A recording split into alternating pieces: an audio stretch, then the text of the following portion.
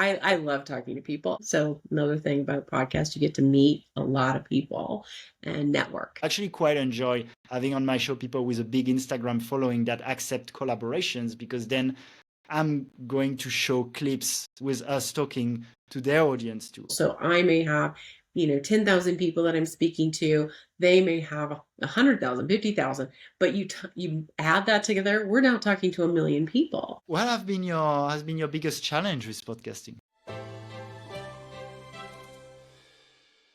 Hi, and welcome to this new episode of the Impact Podcast Lab. Today I'm with Janell, and thank you for coming. This podcast is for conscious leaders who want to grow impact, an impactful podcast.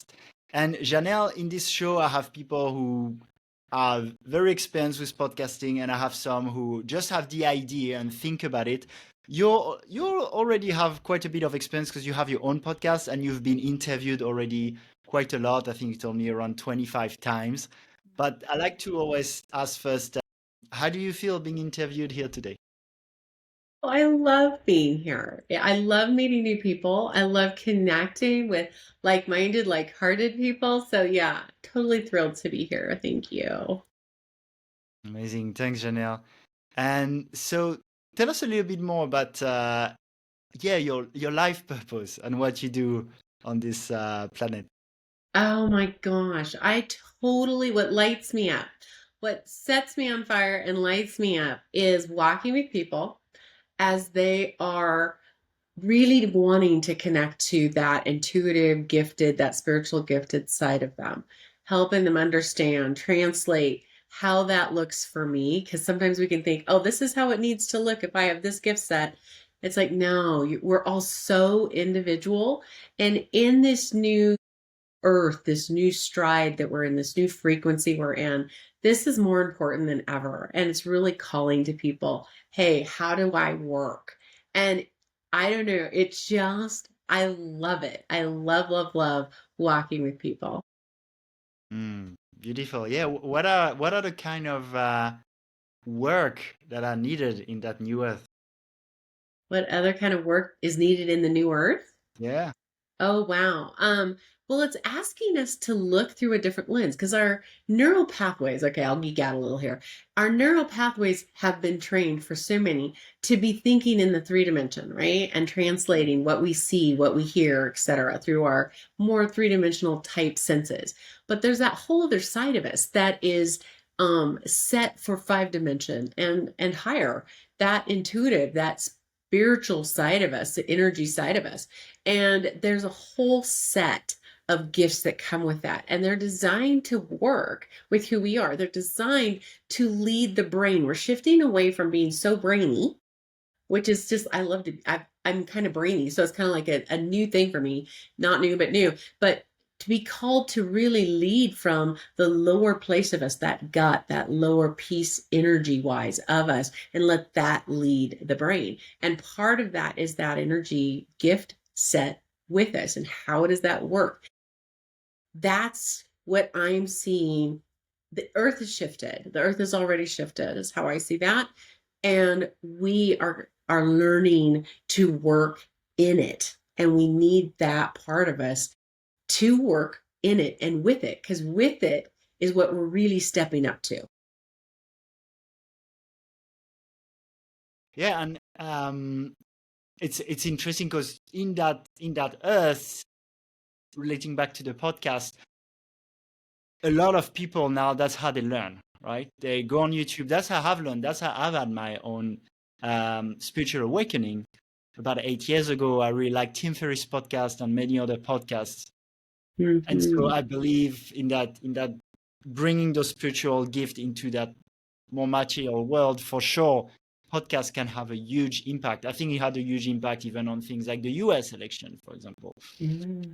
Um, so yeah, I'd be curious for you, how does, because you have a podcast, how many episodes do you have?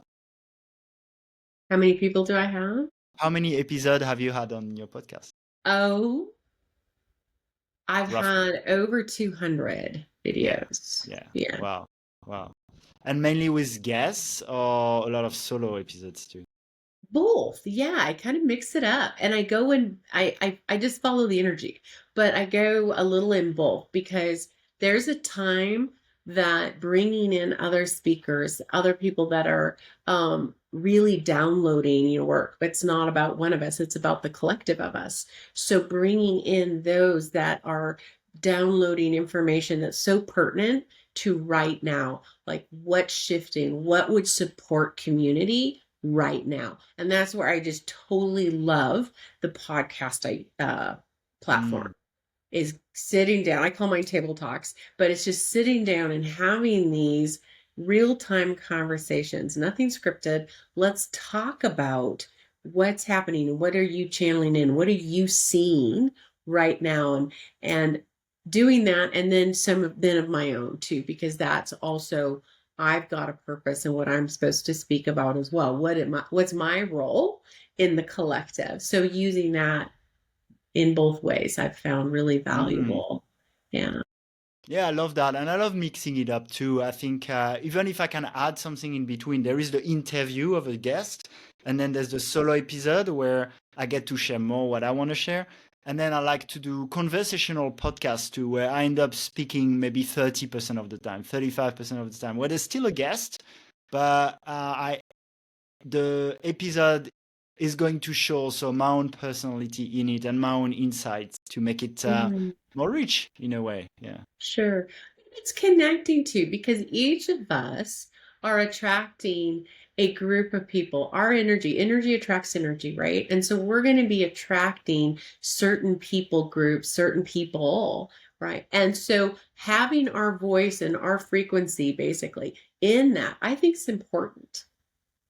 We bring in other leaders in the ideas of energy and things around that and our energy and our voice because that's what those people that are following us show up. Yeah, I love that. I love that. And yeah, for me, it's definitely a purpose at the moment, which is I feel like flooding the internet and YouTube with empowering, enlightening content like you do, like I do. And at the moment, I'm also coaching and consulting for other conscious leaders, conscious businesses to bring more of that content online. I'd love to hear, Janelle, what's your big why behind the podcast? Why do you have a podcast? To have a voice, like you said, to just flood the internet with so much love and light information, so much, you know, truths and things that people are looking for. There's awakening, and it's been awakening for a while. People have been connecting to this um, energy shift for years, right? Hundreds of years. But within our lifetimes, 25 years ago, there was a click. And then 8 years ago, there was a click. And then in the last year or two, it's just trajectory straight up and down. Like, and so having light workers on social media, on platforms, speaking is one, frequency matters. So just our voice and our words collectively shifts collectively. Two, it's so important to me, and I feel like I've heard this among many of us, that people have a place to go to learn, to plug in. Oh my gosh, so I'm not crazy. No, you're not. This is normal. This is what you're experiencing. Getting those answers and guidance. I just think that's a beautiful place for them to go. Yeah, guidance, role models. I love this. You know, with my other podcast, The Light Leaders, I've had a lot of raw vegans, and it's still something quite marginal in even in conscious communities. So one of the reasons was to also surround myself with that knowledge, with that community. So as you said, I don't feel like I'm crazy or something. I feel like I belong. But it can be the case for so many things. You know, someone who has a 9 to 5 in the US and who wants to maybe become a coach and everyone thinks they're crazy, or go on a spiritual journey and do a vipassana, whatever. It's nice to have to find people who resonate, and podcasting definitely helps with that. And I'd love to know, of course, it's so beautiful as you want to do, and we both want to do the podcast to spread our light online and do our purpose. Also, as entrepreneurs, it's interesting to think, um, I believe, okay, what are the rewards also, right? Because there's a giving and a receiving. So I'd be interested to hear from you, Janelle. What did you receive from that podcast? You receive some notoriety, like you receive some. I have notoriety is not the word I'm looking for, but it's more like um, I have a podcast. I'm interviewing these different people that are leading on these topics, and that puts the host in a position of also an authority, a leader in that space. So I think that as far as a business thing move, a business play, is it supports that. It makes you part of that team that, hey, I know what this is about. I am a leader in this. And that's actually quite a kind of an easy way to be seen as a leader in the space, because ultimately you're interviewing people, asking questions, and of course you can share more and do solo episodes, but you can also just be there and have good conversations. And personally, I find it so much easier than trying to come up with a solo episode where I have a plan. I'm going to speak alone in front of a camera and try to say something that is interesting and impactful and meaningful. Yeah. And you can adapt it, right? There's some flexibility. Some people love to have their podcast where it's in video form. I personally love that because I love to connect to the face, to the energy of that person through the picture. Some people, they're like, that's not my thing. I'm going to run a voice recording podcasts, and that works beautifully for them, right? Some people, and so there's some flexibility. I so I thought, okay, I'm gonna mix this up. I love talking to people. I love networking with people. It just is so much fun. So another thing about podcast, you get to meet a lot of people and network.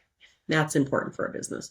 Um, but I did a panel. I've done a few panels now where I've brought different healers and thought leaders in the world of energy together. And it's like, okay, let's take this topic on. Some of these topics have some really interesting viewpoints, and sometimes they're opposites Mm. viewpoints, but we get to really lay those pieces out on the table together. And I found that for the listener and the value, that we weren't afraid to really, let's talk about what maybe seemed like, oh, should we even bring that up topic? Yeah, let's bring it up. Let's look at it together and just hold it in a space of love, but let's really open it up together. That strategically fed the community, brought a lot of positive, and on the business side of it, networking with a lot of really great people. Networking for sure. I mean, podcasting is such a good networking tool. For me, it's if I want to get connected with someone, I'm curious about someone. Hey, do you want to be on my podcast? Yeah, exactly. And it's a win-win because you're supporting them. I mean, you're doing something positive. It's truly a let's serve each other moment. You're bringing them in and they're helping you by being there and doing that mutually. I'm an authority too piece. So it really is a win-win. Yeah. And I usually say you can go 10x with guests because you're doing them a favor for sure, and because you're putting them in a place of authority, potentially promoting the business. And so typically you can go 10x. What do I mean by that is if you have, it's roughly, right? But if you have 5,000 followers on Instagram, like I have six, I can go to people with 60,000 followers. Sometimes I've had people with 200,000 followers who say yes. So it's a good way to connect. Well, when you play that status game, which happens in business and being an influencer, if I just go to someone, yeah, with 200,000 followers and be like, hey, do you want to have lunch or collaborate or something? It might be a little bit harder because in that status game, I'm lower, right? Right. Similarly, it could be you have a, I don't know, um 10,000 a month coaching business, and you can have a 100,000 or $500,000 a month coach that will be happy to come on your podcast. So it's a good way to networking, or to network your way up almost, if you think in that way of, status, which ultimately we all equal souls, but in business and in influencer game there is that status game, so it can help for that too. It can. And I've found that if individuals that have way more followers than me and so on, if they have just published a book or they have some event coming and it's just starting and they want to get the word out, that they've been really open and willing to say, yeah, you want to talk about my book? Let's do this. Let's book that. So that's another way to navigate that. Yeah, and it's really low cost for them, right? Because they come, they show up, and then you kind of do the editing and the clips. So Yeah. it's quite a favor in a way. I also want to talk about the panels because you talked about that. I've done a few also on my channel, and yeah, they're great for networking. They're great conversations, and also they seem to work really well because they're very unique. I found out, especially if people have been on interviews a lot, well, then if instead of doing another interview, you do a panel, that's way more unique. So I've had once a panel with 3 interviewees, and they've all been on several podcasts. So if I do another podcast with them, of course it's still unique because it's a podcast with me on a specific topic, and it's never going to be exactly the same. But people could listen to that person on 10, 20 different podcasts. But if there's a specific combination that is only unique to that episode, it stands out. It does. Yeah. Yeah. I found it to work really well and it was a lot of fun. We had a lot of fun doing it. Yeah. And I've liked bringing up like themes. I've done like let's do a cycle or a pattern on getting clarity or pick a top really getting grounded. How can you ground? Let's just take that beyond what you think grounding is and let's make it so we called it one event clarity and we got together a whole 6 to 12 different speakers on a specific topic and we just ran it all day like it's marathon Mm. bill and we recorded it but it was just like let's get this group of people together and really speak to this and this broad and so for on the topic wise we're really getting a broad perspective of so many different people's experience bonus for the listener that's good. We want the listener to be happy and really get fed and excited about showing up to our podcast. And then from the networking perspective, all those connections and all that visibility for those that show up because everybody's going to share on their platform. So setting up some guidance and saying, okay, it's not just my platform that this is going to roll on. This is going to be out on all 12 speakers platforms. So it's mutually beneficial. So I may have, 10,000 people that I'm speaking to. They may have 100,000, 50,000, but you add that together, we're now talking to 1 million people. Yeah. I love that. The cross promotion is very effective when you have a podcast with guests, or even do what was almost like an online summit, right? That you did, which can It be, was kind of like from the that. Yeah. podcast, yeah, and all Yeah. the connection. You can make online summits, maybe even in-person retreats, masterminds, like because you have all Mhm. these connections for sure. And yeah, it is really powerful for cross promotion. What I'm doing sometimes is, well, first I work with Instagram for clips. I prefer long form. That's why I specialize in podcasting. Um, and maybe there's a conversation to have on the new us. What's the place of short form content, which has its pros and cons for sure. The cons being the attention grabbing nature of it that I feel can have a lot of negative impact, but I still enjoy Instagram for some things and use it, and especially for clips for the podcast. And with Instagram, they have that collaboration feature. So I actually quite enjoy having on my show people with a big Instagram following that accept collaborations because then I'm going to show clips with us talking to their audience too. And that brings a lot of eyeballs. And then if people have a good YouTube channel, sometimes we've posted the episode on both channels, which can work pretty well. What I like probably even more is if it's a longer episode, is post like maybe a 10 or 15-minute video with a call to action to watch the full video on my channel. And like this, instead of just duplicating the content, because YouTube doesn't have that collaboration feature where one video is 2 channels, there's a new original piece of content, but that still can drive traffic also to my own podcast. So that's ways you can really leverage cross promotions on top of course, them posting in newsletter and things like this. That's a great idea. And you can take and tag those that were with you in that if you did a large event, if you did a panel, and tag their names in the comments so that it's and post so you're cross promoting.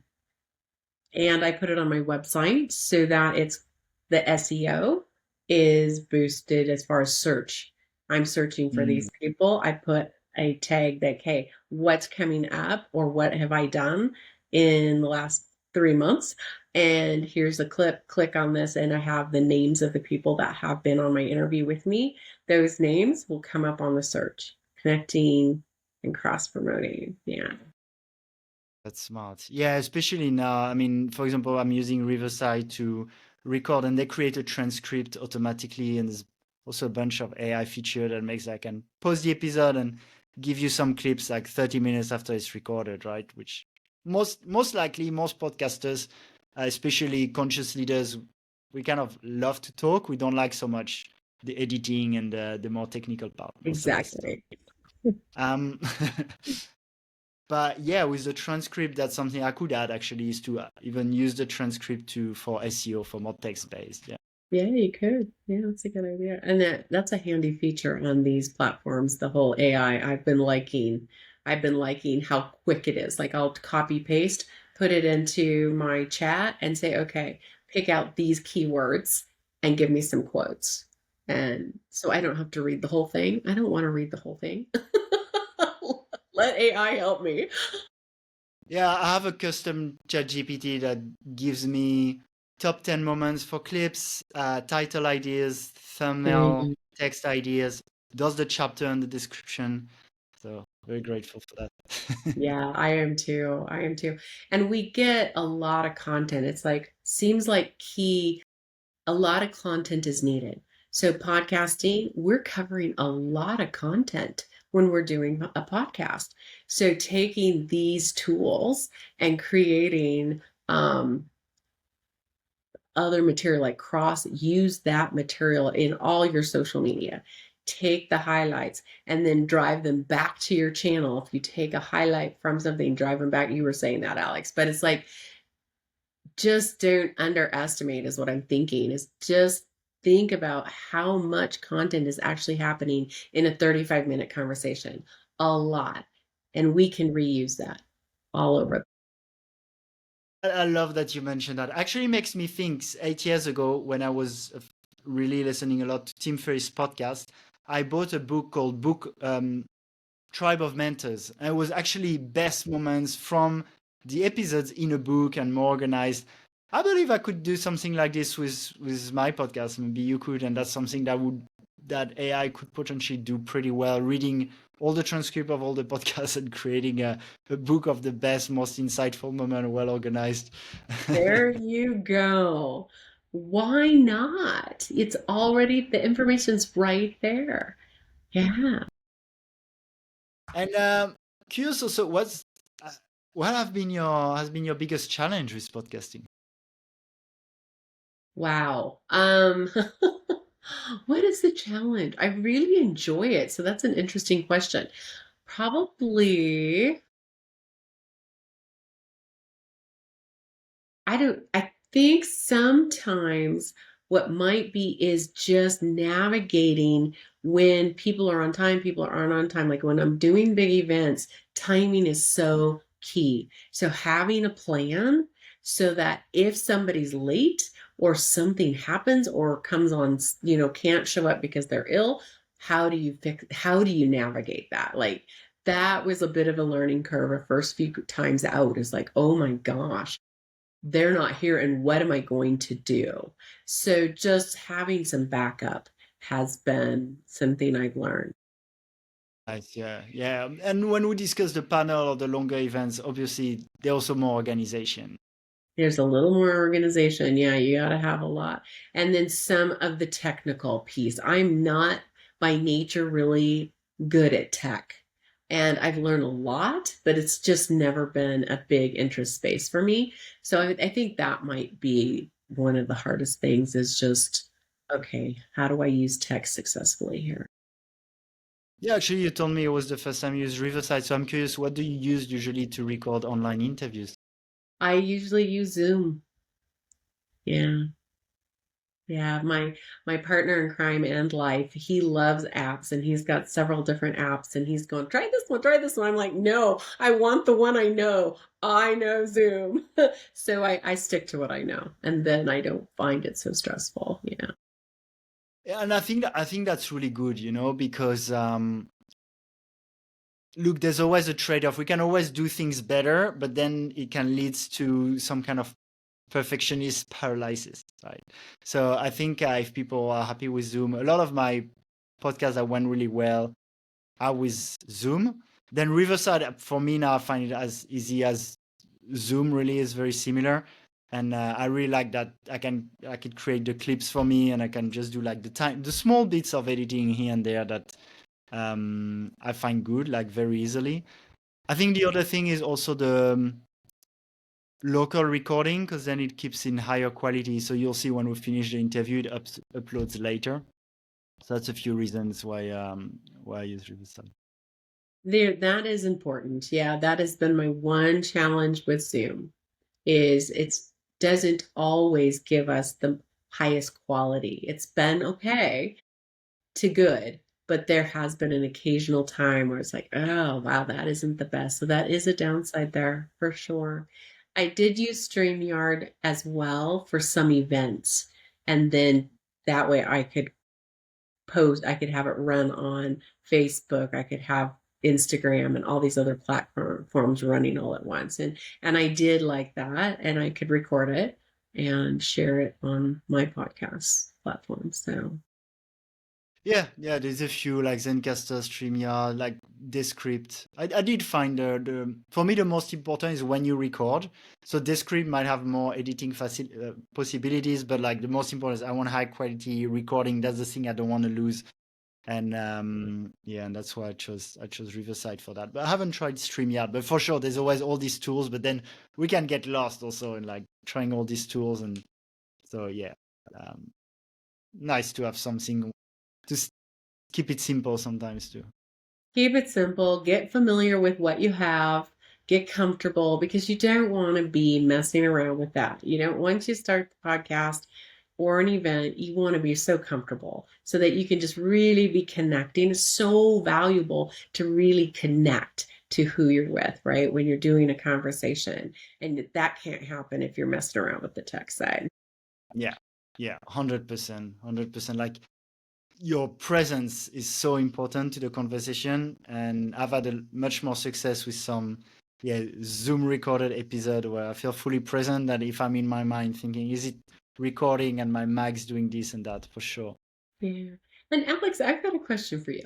So when you've led several conversations and you're very natural and good at it, there's been, what's your advice to somebody like for question asking, getting the question, because the questions matter.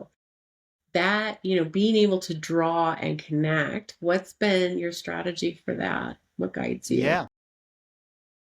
So there's different strategies people can use. And I know some podcasters, for example, they do tons of research and that's their signature. My way is to be led by my own curiosity. So usually I decide on the episodes I want to do and the questions I'm going to ask, mainly based on what I'm really curious about. Now, I also try to frame the episode in a way that has one main theme, and that's how I branded on YouTube. For example, my latest episode on Light Leaders was a raw vegan mom. It's about giving birth as a raw vegan. Okay, that's the theme: how to give a pain-free birth as a raw vegan, and that's gonna attract people clicking on it. But then, as we talk, questions come, and so usually I'd have the frame, I'd have the direction of the episode, and um, then I'm quite spontaneous about it because again, I want to prioritize my own curiosity and a genuine conversation. I feel that's the power of podcasting. I don't necessarily want to have a guest and just ask the questions that would be like a masterclass that would be on their they would do on their own, but it's just me asking the questions. I like to come up with my own curiosity. So that's my style, and that's how I like to do it. Yeah. Yeah, that's like That's what we did for this episode too, right? We said the frame is it's for podcasting and giving tips around this, but then we had a flow of conversation. yeah, I like that. That's how I flow as well. Like I'll go look at the person. I was like, okay, listen, I want to read your bio.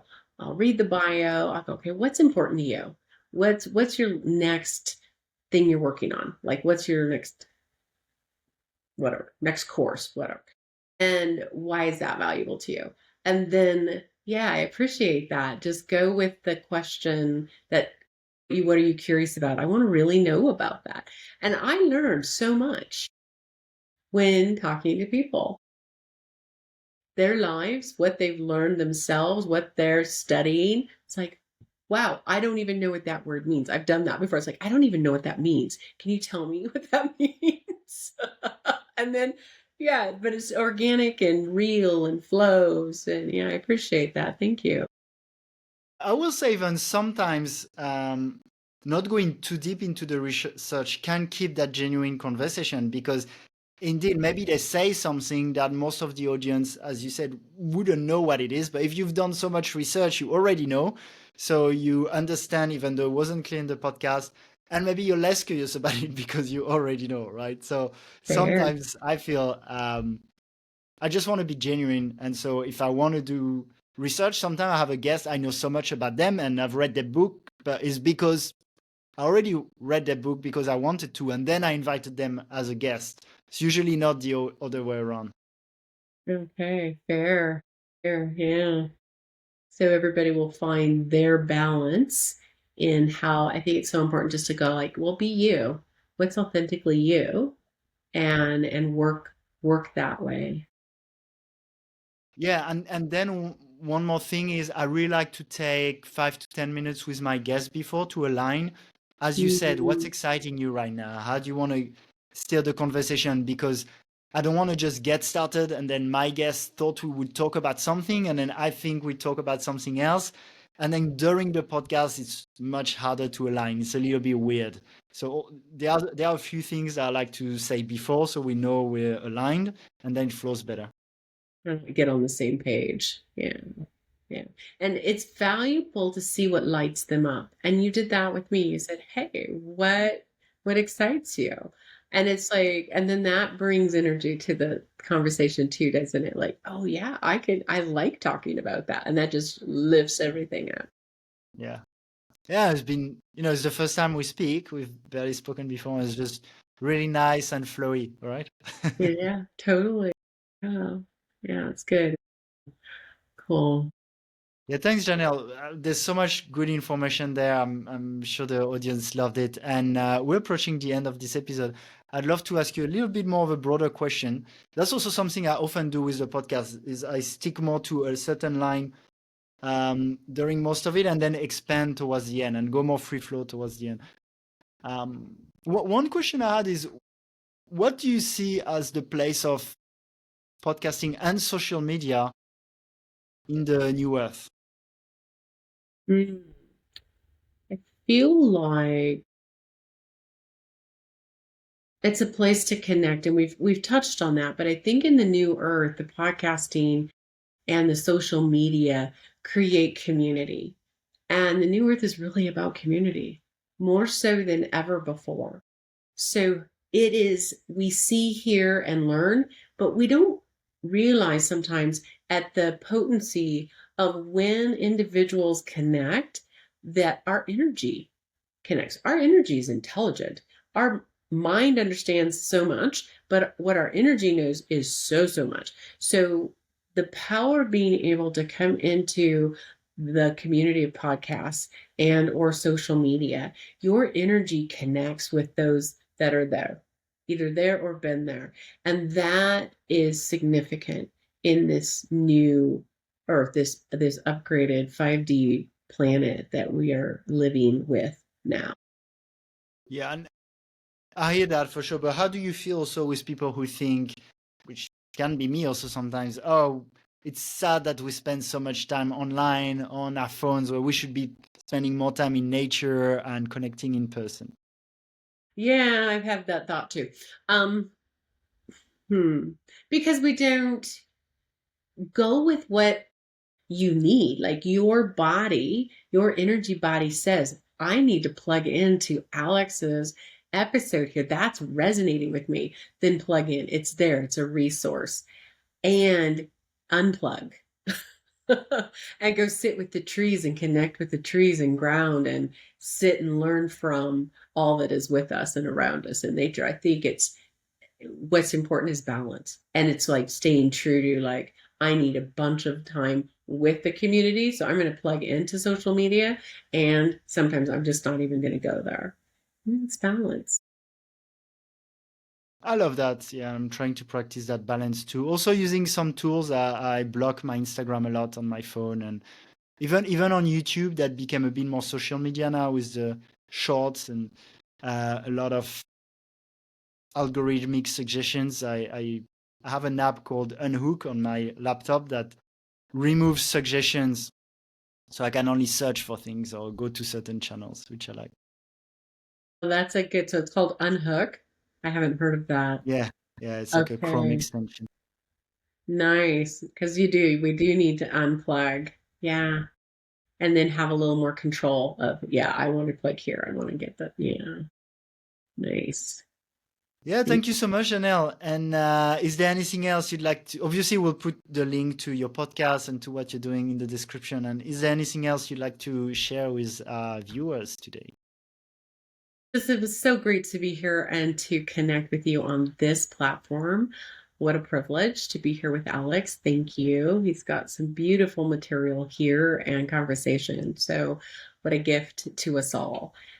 So, I look forward to in other ways.